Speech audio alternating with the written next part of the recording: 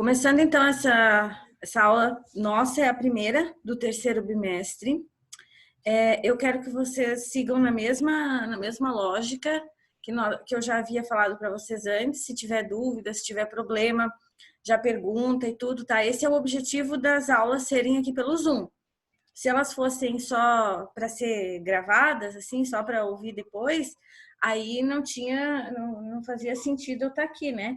Eu colocaria lá pelo Zoom, gravaria os vídeos pelo YouTube, tranquilo. Mas assim não, a gente faz pelo Zoom primeiro, que é justamente com o objetivo de prestar atenção, de às vezes acrescentar alguma coisa, enfim. A intenção é de interação mesmo. Então vamos lá. Eu gosto sempre de lembrar e fazer uma costura, porque eu acho que o conhecimento ele precisa ser acrescentado e não dividido. Então, eu gosto sempre de fazer uma costura entre os conteúdos. E também fazer um lembrete rápido. Eu não vou fazer uma revisão do segundo bimestre. Só vou fazer um lembrete rápido para poder conectar no que interessa agora, que é o conteúdo do terceiro bimestre, certo? E lá no segundo bimestre, a gente começou falando, nós estamos estudando esse ano em geografia, três continentes neste momento, que são Oceania, Europa e Ásia, certo? Tá. Agora, todos os aspectos das três, certo? Separado, e depois a gente sempre tenta ver o que elas têm em comum. Aí, falando disso, no segundo bimestre, nós estávamos falando das características naturais dos três continentes, certo? E dentro dessas das características naturais, né, das características ambientais, a gente discutiu depois como que estes aspectos naturais, eles se tornam recursos naturais, o que significa que eles deixam de ser apenas aqueles aspectos que estão no meio ambiente, na natureza, mas se tornam fonte de lucro para o ser humano, né, e de uso, o ser humano passa a usar esses produtos, essas coisas. E depois, só um pouquinho, gente, que ainda tem gente entrando aqui, tá? Por isso que eu fico olhando para cá. E tem mais? E agora acho que deu. Peraí. Sim, pronto. E aí, como eu estava falando para vocês, depois que o ser humano percebe essas características naturais como verdadeiros recursos naturais, de onde ele pode ter lucro, de onde ele vai tirar as necessidades básicas dele, onde ele pode transformar esse meio, infelizmente ele faz isso com tanta intensidade que a gente acaba no terceiro assunto que nós falamos no segundo bimestre, que foi a situação dos impactos socioambientais sobre a natureza e sobre esses recursos. Então, primeiro você tem um monte de características naturais dos lugares, dos três continentes. Depois, como essas características naturais nas mãos do ser humano se transformaram em recursos, fontes de lucro e de transformação, e de que maneira esse excesso de lucratividade e de transformação do meio ambiente acabou gerando impactos socioambientais. O que isso significa? Não só para o ambiente, para a natureza, mas para a própria sociedade que transformou e que mexeu em tudo isso, que somos nós, os seres humanos, certo? Então, assim, quando eu falo disso, de recursos e de impactos naturais, qual é a relação disso com os espaços urbano e rural? Agora a gente vai falar na Ásia, na Europa e na Oceania, da principal divisão que o ser humano faz, a primeira que ele faz, ou que ele fez, né, ao longo da história, em relação aos espaços geográficos, tá? Então, vejam, a gente conheceu a natureza, viu que ela se transformava em recursos, depois disso, de transformadas em recursos, elas vão causar algum tipo de impacto, mas para que todo esse processo aconteça, o ser humano precisou dividir esse espaço geográfico. E de que forma a gente dividiu o espaço geográfico? Inicialmente, desde o começo, éramos só um espaço agrícola, certo? Onde você plantava e colhia para o seu próprio sustento. Com a passagem do tempo e a transformação dos recursos em ferramentas e de ferramentas em máquinas, a gente foi dividindo o espaço de produção da matéria-prima e o espaço de produção da matéria transformada, tá? Matéria-prima lá na natureza, certo? E matéria transformada naquilo que a gente começou a chamar de cidades, aglomerados de pessoas vivendo ali. Tá? Aí a gente tem a divisão dos setores da economia, que vocês estudaram no sétimo e depois a gente comentou um pouquinho no oitavo ano também. E aí começa a divisão entre setor primário e setor secundário da economia. Do secundário vem o terciário e o terciário o quaternário, certo? Só que para eu dividir esses dois setores, eu preciso entender que existe uma organização socioespacial. É a forma como a sociedade vai se distribuindo por esse espaço geográfico. E que duas formas tão óbvias são essas? A construção do espaço rural e do espaço urbano, certo? Então, quando eu estou falando em setores da economia, primário, secundário, terciário, terciário e quaternário, eu estou falando de divisões da economia dentro de dois palcos. Quais são? O espaço rural e o espaço urbano, ok? E por que existem essas duas diferenças? Porque um é onde se produz a matéria-prima, a prima de primeira, de inicial, de fonte das transformações. E a outra área é onde eu tenho a matéria transformada, onde eu tenho o processo industrial, tá? E, claro, feito o processo industrial, o processo comercial, tá? E esse comércio, claro, tinha que ser o capitalismo. Não, não, não, não. Muito antes de se pensar em capitalismo, socialismo, essas coisas, o comércio já existia. Creio que vocês já devem ter visto isso em história, já devem ter até visto o comércio de especiarias, vocês já viram tanto em história quanto em geografia toda a situação, só um pouquinho, toda a situação das grandes navegações, que nada mais eram do que áreas de conquista. Para quê? Para tirar matéria-prima. Para quê? Para comercializar. Então, o comércio e o transformar produtos da natureza em mercadoria é muito anterior ao processo de capitalismo, tá, gente? Então, nós já fazíamos isso muito antes. Nós já tínhamos essa divisão entre espaço geográfico rural e espaço geográfico urbano muito tempo antes do que a gente tem hoje, na atualidade, certo? Nós já fazíamos os burgos, nós já fazíamos essas pequenas divisões. Só que é claro que hoje, falando disso hoje, a gente tem uma divisão bastante nítida. Às vezes, você vai encontrar áreas urbanas, nos dias atuais, a gente vai encontrar áreas urbanas que são muito semelhantes com áreas rurais, porque existem condomínios e vilarejos que, cada vez em busca de mais qualidade de vida, têm permanecido com aquela característica meio rural, isso na cidade. Do contrário, também acontece nos dias atuais. Você vai ter áreas rurais que têm tanta tecnologia, laboratórios de biotecnologia, de genética, de produção de alimentos geneticamente modificados, que, na verdade, mais parecem uma zona industrial, uma área industrial, quando você está em plena área rural, né?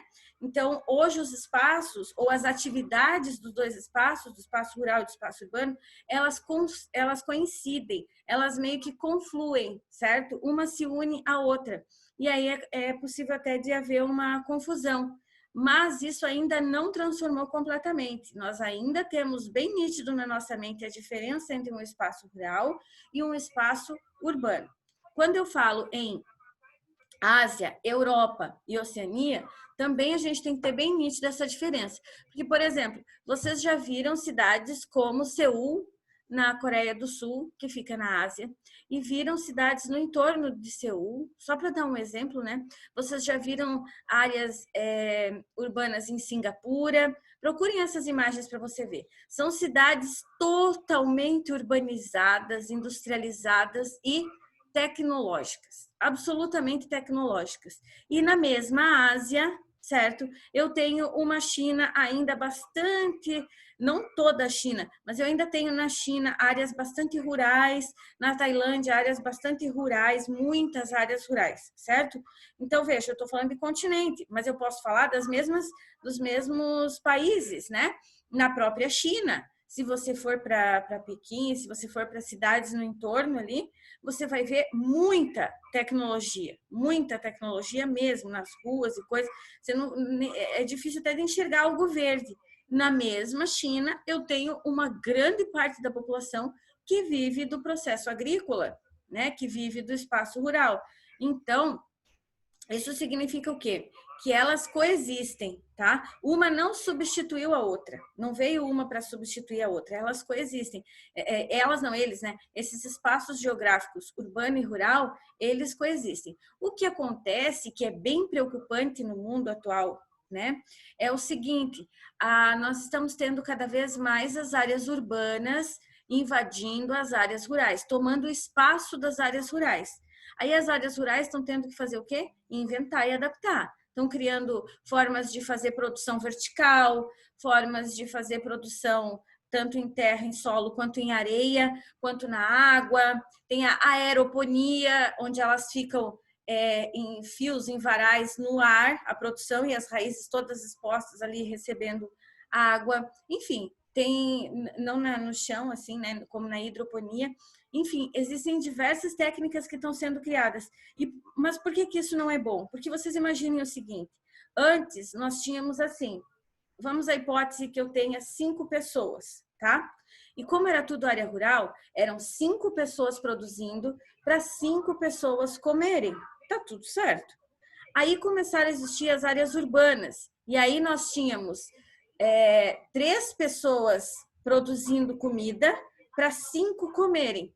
Ainda dá para suportar. Nos dias atuais, onde nós já temos cidades, ou melhor, municípios, que são quase 100% cidades, ou seja, que já não tem mais área agrícola, que só tem área urbana. Nós temos muitos municípios no mundo que não tem mais a divisão rural-urbano, que tem só área urbana, né?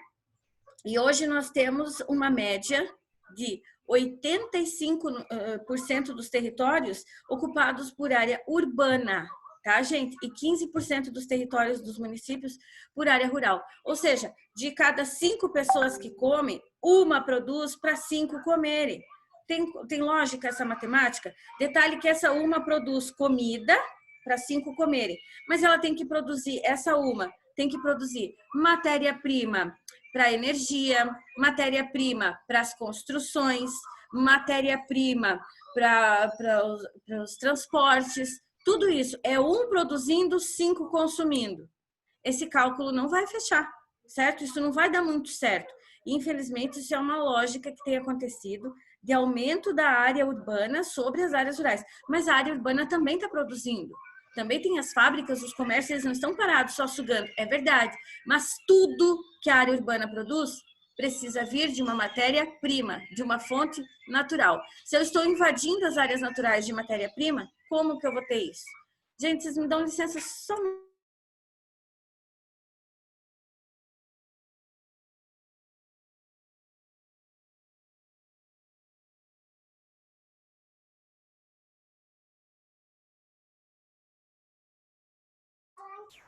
Ok, tudo bem.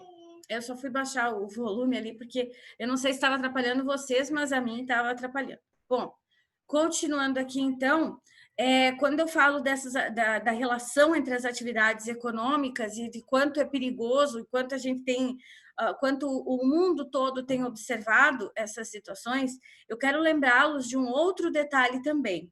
Hoje nós estamos vivendo nas cidades uma chamada revolução, anotem esse nome, nas áreas urbanas do mundo inteiro. A gente está estudando, tá vendo, está acontecendo, e vocês vão estudar agora os processos da revolução técnico-científico-informacional. Esse é o nome, tá? Revolução técnico-científico-informacional. E também as mudanças numa geopolítica global, ou seja, geos, terra, política, relações de poder, tá? Então, quando eu falo em geopolítica, é a gente vendo as transformações das políticas de poder e de comando sobre a Terra, em todos os sentidos. Sobre população, né, demografia, comportamento demográfico, sobre uso dos recursos naturais, sobre relacionamento entre nações, em todos os sentidos a gente está falando ali. Quando eu chego na geopolítica, eu falo de todos esses aspectos que fazem a gente transformar o espaço geográfico, tá? Então tá, e para que é que eu tô vendo ou estudando essa questão mesmo de espaço urbano e rural? Bom, a gente vai falar de espaço urbano e rural porque nós estamos em geografia. Em geografia, o grande objetivo, vocês sempre tenham isso assim bem presente quando vocês forem escrever, quando vocês forem... A professora mandou escrever um texto sobre maçã. Quem que pediu? A professora de geografia. E o que ela quer? Que você fale romanticamente de como a maçã é gostosa e não sei o quê? Não. Ela quer biologicamente que você diga que ela é um pseudofruto, que tem epicarpo. Não. O que a professora de geografia quer? Ela mandou escrever sobre maçã. Qual é o objetivo da geografia? Entender como o ser humano transforma o espaço geográfico. Se a professora de geografia pedir um texto sobre maçã, O objetivo dela é que você fale que a maçã é um produto da área rural, é uma matéria-prima para diversos outros alimentos, mas que é produzido na zona rural, alimentando as pessoas da área urbana, nanana. É dentro dessa perspectiva de transformação do espaço geográfico, sempre, tá, gente? Qualquer coisa que eu disser para vocês, por mais louca e absurda que pareça, sempre tem um objetivo. Que objetivo? Da geografia. E qual é o grande objetivo da geografia? Entender como o ser humano transforma os espaços que eram naturais, hoje espaços geográficos, como que a atividade humana transforma tudo isso, tá?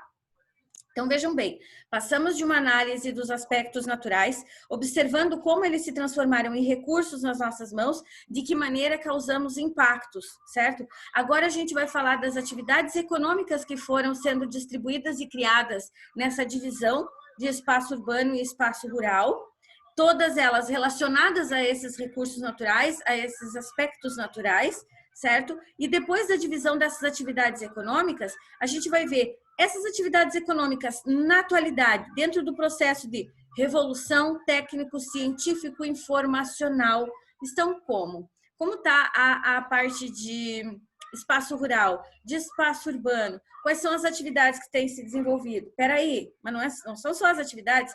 Cadê o ser humano no meio disso? Como está sendo para o ser humano?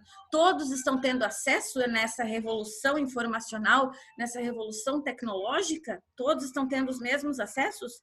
Como assim que hoje eu troco o meu iPhone de um modelo X para um modelo Y, enquanto no mesmo país que eu vivo, no mesmíssimo, existem pessoas que conheceram energia elétrica e conseguiram acender uma lâmpada pela primeira vez na vida em 2017? Onde eu estou no mesmo mundo em que pessoas que, se eu colocar um telefone perto delas, não estou falando de celular, telefone, aquele comum, antigo, sabe, de pôr na orelha, assim, elas não têm a mínima ideia do que seja aquilo. Como que eu posso colocar numa mesma sociedade, humanos, no mesmo país, humanos que quando você pede para ele, para uma criança de 6 anos, esse teste já foi feito, por isso que eu estou falando, tá? Quando você pede para uma criança de 6 anos, brinca que você tem um telefone, tem 3 tipos de criança. Uma que não sabe o que é um telefone, que vai ficar te olhando com aquela cara de incógnita lá, de interrogação. Tem as crianças que vão fazer com a mão lá, assim, o que é um telefone e tal, imitando um telefone daqueles de antigamente. E já existem as crianças que, quando você pede para atender o telefone, elas levam esses 2 dedos assim, ó, como se elas estivessem apenas conectando o aparelho ali para ouvir. Entendem, gente? Então, se nós temos tudo isso no mesmo espaço geográfico, numa mesma geração, significa que essa revolução técnico-científico-informacional não está chegando da mesma maneira para todos, e além de não estar chegando da mesma maneira para todos, cada um tem sua forma de interpretar. Tem mais esse detalhe, né? Cada continente, cada país, cada pessoa vai ter uma forma diferente de interagir com tudo isso que está sendo criado, que está sendo desenvolvido. E aí é que vem, então, o papel dos governos na lógica da geopolítica global, mas no caso de vocês esse ano, da geopolítica da Ásia, da Europa e da Oceania. Como que as políticas públicas em relação a tudo isso do planeta Terra têm sido gerenciadas, organizadas, como isso tem gerado muito conflito, muito impasse, como isso tem gerado pequenas guerras armadas, né? Não guerra mundial, mas entendem? Tudo isso a gente vai ver agora no terceiro bimestre. Mas vocês podem ficar tranquilos que vai ser bem legal, a gente vai indo devagarinho, tá bom? Vamos começar de uma maneira bem tranquila e bem sutil. Vamos falar dos tipos de agricultura que tem, tá bom? Mas eu não vou aprofundar muito, porque o objetivo aqui não é falar de agricultura, é só falar de como está organizado o espaço rural nesses 3 continentes, para depois eles passarem pela revolução e, por fim, chegarem na geopolítica bem atual. Historicamente, vou usar bem poucos exemplos e situações, porque não é o objetivo da geografia explicar história, ela busca na história as informações. Mas o objetivo meu não é religar vocês com a história de como todos os processos aconteceram, com datas, com situações, com consequências da ação de um em relação ao outro, não. Eu só cito os fatos lá de trás que provocaram as situações atuais. Essa é uma das diferenças também, que é bom vocês terem sempre em mente entre a geografia e a história. A geografia te coloca na atualidade, as coisas que estão acontecendo. Mas quais são as causas? Por que que chegou neste ponto? A geografia avalia esse momento e as consequências disso. A história avalia esse momento como resultado de toda uma ação que o ser humano fez, de todo um contexto anterior. Entendem? Então, nas duas a gente chega nos dias de hoje. Mas uma conta quais são as causas do que está acontecendo e a outra diz o que está acontecendo e quais são as possíveis consequências disso tudo, tá? Então, só para vocês verem como a história e a geografia, elas não têm como viverem separadas. Uma depende da outra, ok? Uma está totalmente relacionada à outra. E todas as duas falam do planeta Terra, óbvio, né? Não tem nenhum povo da Lua ou coisa assim. A gente ainda não está estudando isso. Devagar, cuidado. Ok? Vamos lá. Tipos de agricultura da Ásia, então. Eu não sei se vocês já estão com a apostila de vocês ou não, mas eu quero começar a falar sobre esses tipos de agricultura da Ásia, beleza? Vamos lá? Então tá. Primeiro lugar, não tem agricultura bem tecnológica, mas a presença de agricultura bem tecnológica não está em todo o espaço rural da Ásia, tá? Vocês vão ver que tem uma diferença muito grande entre a divisão e organização do espaço rural asiático e a divisão e organização do espaço rural da Oceania e da Europa. São continentes bem diversificados entre si, principalmente quando eu falo em aspecto econômico, tá? Tanto um quanto o outro, espaço urbano ou rural, eles precisam ter uma infraestrutura que é bem específica, né? Que caracteriza bem o que é um e o que é o outro. Então, atividades diferentes, porém interdependentes. O espaço urbano não vive sem o espaço rural e o rural não vive sem o urbano. Como assim? O rural viveria sem o urbano, sim. Não, porque hoje o espaço rural, como ele é menor, ele depende do mercado consumidor do espaço urbano.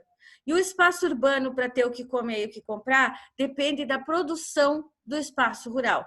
Então, há uma conexão aí, há uma interatividade, uma interdependência, mais do que interatividade, uma interdependência. É a produção de alimentos, é o cuidado com a preservação, é o cuidado com a produção, com a transformação tecnológica, um relacionado ao outro, tá? Então, alguns tipos de produção que tem muito na África, na América e na Ásia, também tem na Oceania e na Europa, mas em bem menor proporção, é o tipo de produção que faz queimadas do solo. Isso é bem prejudicial e, aos poucos, as lideranças governamentais estão tentando fazer com que as pessoas mudem um pouco essa forma de se comportar. Por quê? Porque como que acontece? Usa-se o solo por muitos anos, certo? Né? Vai usando sempre aquele mesmo solo para plantio por muitos anos, só que isso vai exaurindo o solo. O que significa exaurir? Significa acabar com os recursos e possibilidade de recomposição dessa natureza em tempo civil, em tempo que o ser humano veja. Então, essa natureza, essa área ambiental ali, ela só vai se recompor em centenas e milhares de anos. A gente não vai ver, mas nós que utilizamos. Então, o que isso significa? Que a gente vai exaurir esse solo, que aconteceu o processo de exaurir o solo, tá? Aí o que eles fazem? Usa um solo, usa um tipo de área ali, isso é agricultura itinerante, tá, gente? Desculpa, eu não falei o nome. Lá na Ásia, na América e na África, muito comum. Agricultura itinerante. Usa-se o solo, colhe, aí o que faz? Muda para outra região, vai para outra área, até que aquela primeira se recupere, depois que você colheu. Até aí estaria bem, isso seria dito como um uso sustentável do solo, uso sustentável da terra, não teria problema nenhum. Aliás, pelo contrário, seria excelente, porque significa o respeito do ser humano. Usou uma área, colheu e depois foi usar outra até que essa se recomponha. O problema está em quando essa terra aqui precisa ser recomposta.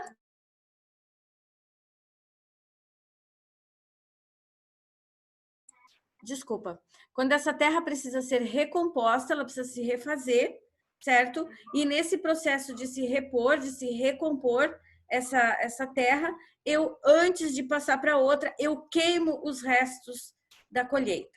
Colheu milho, Aí tem todo o pé de milho lá que vai cair seco agora, etc e tal. O que as pessoas fazem? Elas terminam de colher o milho e enquanto elas vão plantar em outra área, elas queimam essa aqui.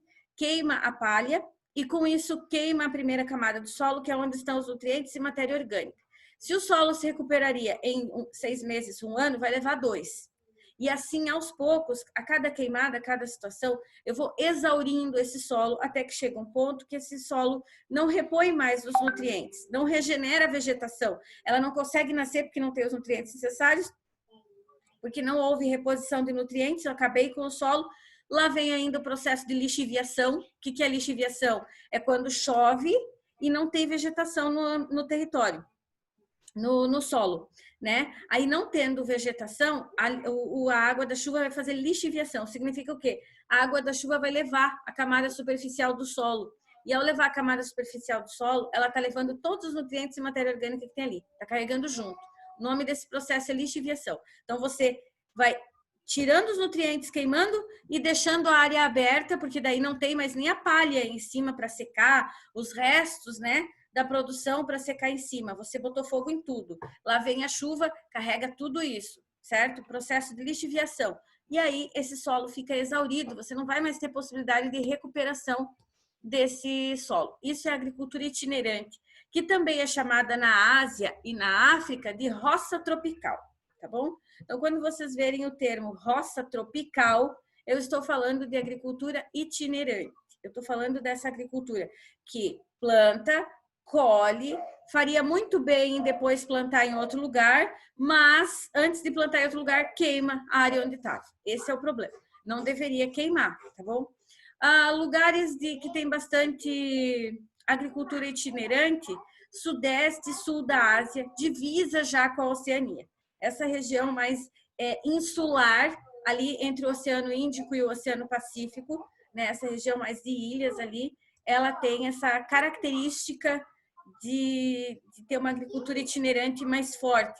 Colheu, aliás, plantou, colheu, queimou e vai para outro lugar. Só que esse solo daí demora muito tempo para se recompor. Tá bom, gente? Deixa eu perguntar uma coisa. Dessa agricultura de jardinagem, itinerante de jardinagem, eu vou agora. Entendido aqui, gente? Tudo bem? Vocês têm que me sinalizar de alguma maneira. Se for compreendido. Sim? Tá. Então, agora vamos falar um pouquinho. Mas eu não vou avançar muito, porque eu não sei se vocês já estão com a apostila. Sim ou não? Eu ainda não. Ainda não? Tá, então, eu não vou exagerar também, não. Então, vamos fazer assim, ó. E eu também quero passar um vídeo para vocês sobre a agricultura na Ásia, né? Só que uma agricultura diferente. Deixa só eu falar de mais agricultura de jardinagem, então. Vou falar só dessas duas hoje, tá? Vou manter nessas duas que assim vocês vão anotando e depois vocês acompanham mais na apostila. Tem outras, a gente vai falar de outras depois, mas hoje eu vou falar da itinerante, que eu acabei de explicar, e da agricultura de jardinagem. Não é fazer jardim, tá bom? De jardinagem é só o termo que a gente usa para dizer que ela precisa ser acompanhada todos os dias, que ela precisa que as pessoas que trabalham no campo estejam lá todos os dias para tirar pequenas pragas, para tirar mudas de outras plantas que estão nascendo ali que não são daquela região ou que não são daquele tipo de plantio, certo? É esse tipo de coisa, tá? É assim que... tipo um jardim? Não. É tipo um jardim, né? É na lógica do jardim, porque no jardim você tem que ter um cuidado manual e diário. É dentro dessa perspectiva. Não é de ter plantas, flores e não sei o quê. Por exemplo, assim, o principal tipo de produção que usa a agricultura de jardinagem é a risicultura.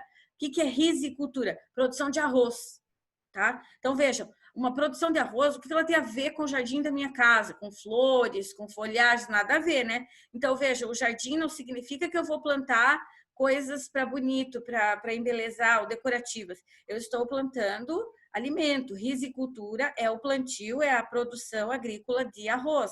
Mas a técnica é a agricultura de jardinagem, aquela que precisa de cuidados diários, cuidados manuais, né? Que são pessoas que vão lá todos os dias olhar. Não precisa mais ser assim hoje em dia? Não, já tem as máquinas que fazem tudo isso. Mas precisa ter muito dinheiro para ter as máquinas para fazer isso. E como na China, no Japão não digo, mas Tailândia, aquelas regiões mais da Ásia ali, do sudoeste da Ásia, tem muita mão de obra e às vezes falta trabalho, nada melhor do que aplicar e usar isso na agricultura e na agricultura de jardinagem, tá? Onde ocorre a agricultura de jardinagem na Ásia? Geralmente no sopé das montanhas. O que isso significa? O que é o sopé das montanhas? É a base das montanhas, a parte lá embaixo das montanhas, certo? Também alguns vales que são alagados. O que são vales? Tem uma montanha aqui, outra montanha aqui. Essa região no meio aqui, que é mais baixa, eu chamo de vale, tá? Nos vales, no verão, porque daí esses vales no verão, eles alagam. Tem muita chuva e essas regiões alagam. Perfeito para o plantio do arroz. Tem diversas qualidades de arroz que só se criam em áreas alagadas. Não sei se vocês já viram alguma área de plantação de arroz, mas quem não viu ainda, vocês podem ir bem longe, aqui no interior de Pissarras, e ver, porque ali a gente tem várias áreas com plantação de arroz. Quando vocês receberem a apostila, também pode ver que tem imagem lá, ou então procura na internet uma área de plantação de arroz em agricultura de jardinagem. Aí vocês vão ver, é um monte de pessoas trabalhando, cultivando, olhando todo dia um pouquinho ali, né? E aquelas plantações feitas de maneira intensiva, em grande quantidade, porém em áreas alagadas. Nos morros também planta-se arroz, porque digamos que tem uma população um pouco grande na Ásia, né? Só um pouco assim, então não dá para desperdiçar nenhum espaço. E daí nas áreas, só as montanhas muito altas e geladas é que não tem nenhum tipo de produção, porque o resto da Ásia toda é obrigada a ter produção, por conta do número elevado de pessoas, né? E aí, quando é área de morro, lá na Ásia, o que eles fazem? Sistema de curvas de nível, que significa fazer ao redor da montanha ou do morro como se fossem degraus. Para quê? Para que esses degraus armazenem água com a chuva, certo? E ao mesmo tempo para que não aconteça uma erosão pluvial. O que é uma erosão pluvial? Se chover, é morro, né? Se você plantasse no morro do jeito que ele é, quando viesse uma chuva forte, a água da chuva, além de fazer lixiviação, que seria levar os nutrientes do solo, levaria toda a tua plantação junto. Assim você dá uma quebra no morro, porque você faz degraus. Então, quando o morro vai, aquela parte de cima viria abaixo, ela está sustentada pela plantação, pelas raízes da plantação, e ela não vem porque já tem um degrauzinho embaixo ali para manter, para segurar, e onde tem planta também, que mantém sem que o degrau de baixo desça junto. Então, em curvas de nível, é como se fossem em degraus, para quê? Para armazenar água, para evitar erosão e para evitar lixiviação, ok? Tá, eu vou mostrar para vocês uma imagem que tem na apostila, só para vocês verem como é que é o sistema de curva de nível, embora eu acho que vocês já saibam. Ó, deixa eu colocar aqui bem certinho, ó. Vocês conseguem enxergar bem aí? Ó. É tudo em degraus, a plantação, certo, gente? Ok? Tá. Agora eu vou passar para vocês um vídeo que é assim. O vídeo é sobre... tem vários tipos de agricultura na Ásia, a gente vai falar da agricultura na Europa e da agricultura na Oceania. Mas eu sempre quero trazer vídeos e coisas que são bem diferentes do que se costuma ter.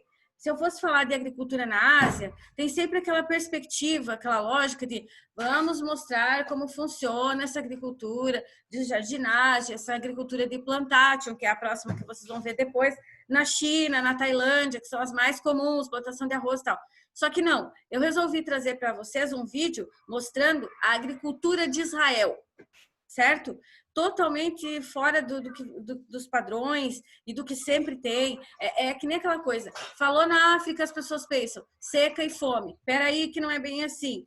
Falou em agricultura na Ásia, as pessoas pensam em risicultura, área de plantação de arroz, na Tailândia e na China, com aqueles chapeuzinhos estranhos deles lá, meio pontiagudos e meio redondos, e não é bem assim. Vamos ver como é que funciona em Israel a agricultura, para ver de que forma eles podem melhorar ainda, quais são as técnicas que eles têm empreendido, esse tipo de coisa, tá? Aí, o que vocês vão fazer? Vão ver o vídeo, e aí vocês vão identificar e explicar para mim qual é o tipo de agricultura dessa região asiática. Tentem identificar. Ah, professora, mas a gente só viu duas até agora. Tudo bem, não tem problema. Assim, eu já faço com que vocês deem uma lida na apostila e vejam quais são os tipos, quando ela chegar, claro, quais são os tipos de agricultura da Ásia. Vocês sabem que é óbvio, né? Que eu vou pedir para vocês fazerem isso para a próxima aula, quinta-feira que vem. Não é para me entregar, não é trabalho, é só uma atividade, tá? Só que assim, gente, vocês têm que fazer isso, tem que fazer essa atividade do vídeo. Como que eu vou explicar? Usando uma parte dela vai ter que ser usando a apostila. Então, e como é só para quinta-feira de semana que vem, busquem a apostila na escola, tá, gente? Que ela é bem importante para a gente acompanhar, para vocês acompanharem aí, tá? Então, é isso. E tem gente, olha só, eu fiz pouquíssimos trabalhos esse bimestre, por conta de toda a minha situação, que vocês sabem que aconteceu e tal, eu acabei ficando quase 2 semanas meio parada.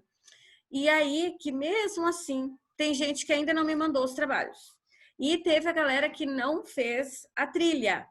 A trilha vale nota, gente. Vocês não brinquem com essas coisas, certo? Tem trilha lá para ser feita, ok? Acho que vou reabrir as trilhas, vou ver se dá para reabrir as trilhas, mas se não der, eu espero que vocês tenham feito elas, tá? Vou passar para vocês agora pelo WhatsApp o link do vídeo e o que precisa ser feito, ok, pessoal? Qualquer coisa, vocês também me chamem lá para tirar dúvida. E aqui agora, nenhum comentário, nenhuma dúvida, nada? Tudo certo? Então tá bom. Então, beijo para vocês, até semana que vem. Ou pelo WhatsApp se precisar de mim. Tchau, prof. Beijo. Beijo. Tchau, aluno. Tchau. Pelo meu celular, tá? Tá bom. Ah, claro, vou mandar mensagem do teu celular.